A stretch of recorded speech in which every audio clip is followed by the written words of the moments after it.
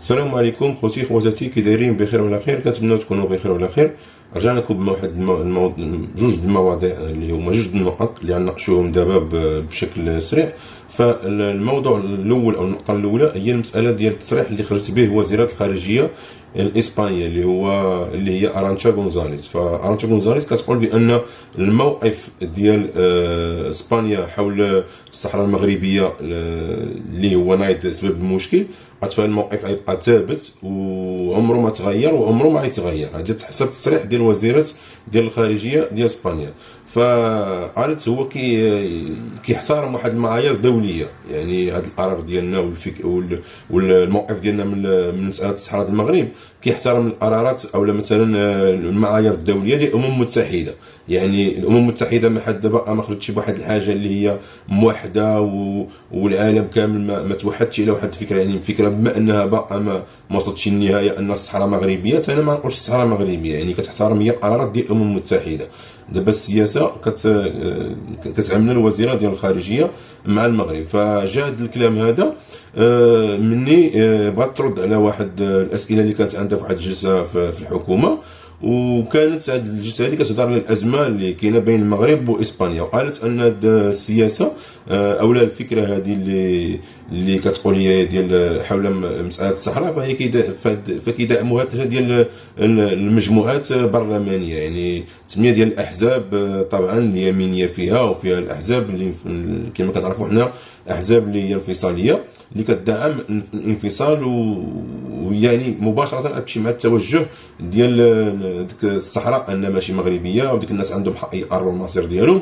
فعلى حسب البيداغوجيه ديالهم او التفكير ديالهم ولا المبدا ديالهم حتى هما كياكدوا هذه المساله. والحكومه هنا بان انها كدير الخواطر باش كتمشي الامور الحكومه على ما يرام، يعني خصها ترضي هذوك الاحزاب اللي هما كياكدوا على هذه المساله هذه. هي بالنسبه للحزب الشعبي اللي هو يميني، حزب بي، فكيعتبر هذه الازمه هذه بحال واحد الفوضى دارتها الحكومه وما عرفتش تسير الامور ديالها، وحطت اسبانيا في واحد النقطه ديال الضعف اونفاس مع المغرب. يعني بانت اسبانيا ضعيفه قدام المغرب، وكما كنعرفوا حنا راه حتى هو كيشوف كيدير خطاب على حساب من البرنامج الانتخابي والسياسي ديالو. فدار واحد الحمله سابقه للاوان ديالها كيقول بان حزب بي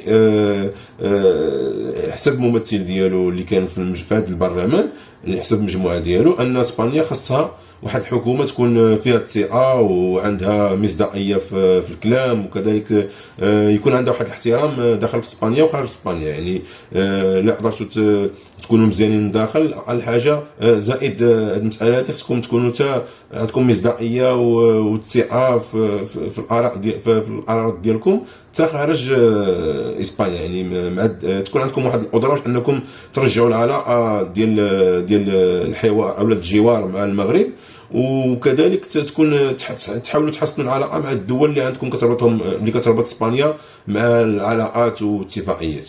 فكان نقولوا بان ثاني هاد ارانشا غونزاليز لايا اللي هي وزيره الخارجيه قالت بان ثاني اسبانيا عمرها ما كانت كتفكر او عندها شي نيه تقطع العلاقه مع المغرب. قالت بالعكس، قالت بان اسبانيا دائما كانت ملتزمه بالحوار مع المغرب وكتشوف القدام في المستقبل ديالها مع المغرب باش يتعاونوا، وهذا الشيء اللي كنترجاوه دائما في المغرب.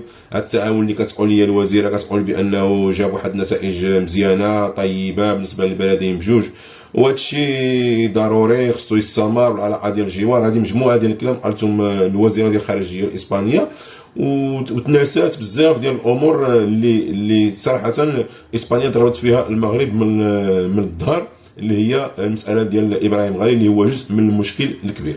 اما الاخوه بالنسبه للخبر الثاني او النقطه الثانيه هي ان شاء الله يا ربي غدا الخميس غادي نعرفوا شنو قرر الاتحاد الاوروبي او المحكمه الاوروبيه في حق المغرب، كما شفنا في فيديو سابق. ودابا نخلي لكم الفوق هنا تلقاوه، الفوق هو يبان دابا هنا الفوق غادي تلقاوه، واللي ما شافوش يدخلوا يشوفوه. ولكن بعد ما يكمل هذا الفيديو هذا ان شاء الله يا ربي قلنا المحكمه الاوروبيه غادي تتابع المغرب في ديك العمليه ديال الدخول ديال الاطفال الصغارين ديك الطريقه الثابته، والاتحاد الاوروبي اعتبر المغرب دار ديك الشيء عمدا وخالف اتفاقيات والمعاهدات اللي عنده مع الاتحاد الاوروبي، وعرض واحد الاطفال صغارين للخطر ما غير مصحوبين، ما معاهم حتى شي واحد من اولياء الامور ديالهم. وهذاك الشيء على حسب اللي جا في المتابعه طبعا اللي داروه هما، حيث اعتبرت المحكمه الاوروبيه هذا العمل هذا اللي قام به المغرب هو واحد نقدروا نقولوا واحد الضغط سياسي يعني استعملاته المغرب ضد الدوله الاسبانيه اللي هي كتنتمي للاتحاد الاوروبي. يعني اعتبرت هي الضغط هذا بحال انها ضغطت على الاتحاد الاوروبي ما ضغطتش على اسبانيا.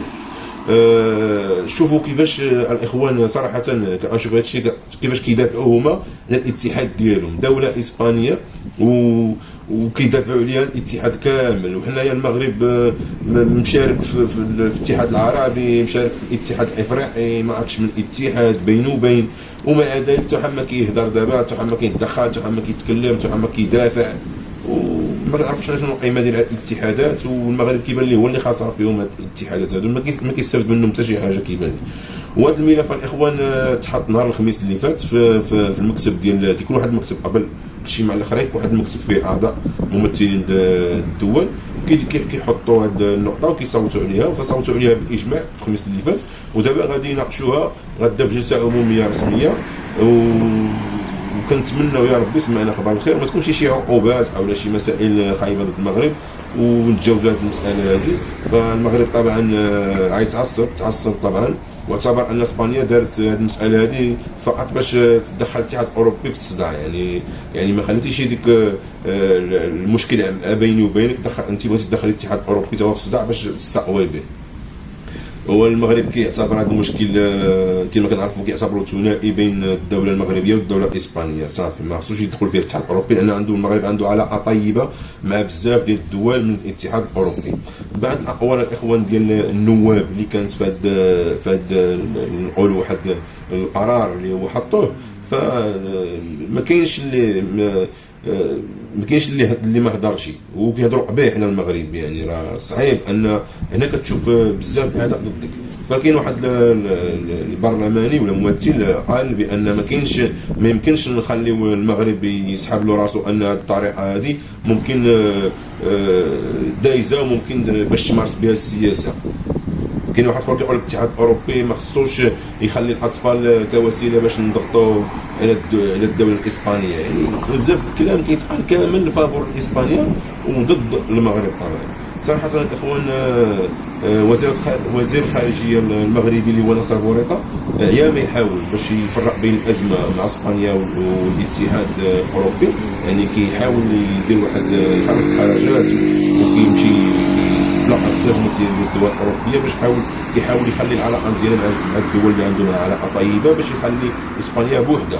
يعني عندي مشكل مع اسبانيا، ولكن كنا شفنا كيفاش واحد المنبر اعلامي اللي هو وقيله فرنسي يعني سميتو لو موند كيقول بان الاتحاد الاوروبي كيشوف المغرب دائما مزيوان وظريف ويعني كيتعامل، ولكن هو استعمل هاد المهاجرين خاصه الاسرى اللي هادو مشاو بلا والديهم في الضغط على الاتحاد الاوروبي. يعني كيشوفوا الفعل اللي داروا المغرب في سبته، يعني المغرب داروا مثلا ضد اسبانيا، فهم كيشوفوه ضد الاتحاد الاوروبي كامل. يعني القضيه ديال الوحده اللي عنده الاتحاد الاوروبي واحد الشكل غريب لان فيها مصالح كما كنعرفوا.